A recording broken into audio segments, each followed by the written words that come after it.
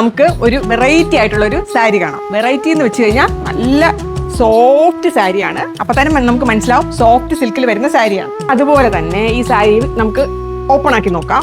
Open ആക്കി നോക്കുമ്പോൾ ഇത് കണ്ടോ, ഇതിന്റെ കളർ എന്ന് പറയുമ്പോൾ ഒരു പീകോക്ക് ബ്ലൂ കളറിൽ ഫുൾ ഇങ്ങനെ ഒരു പ്രത്യേക തരം, ഒരു ഡയമണ്ടിൽ ഒരു പ്രത്യേക തരം ബൂട്ടാസ് ആണ്.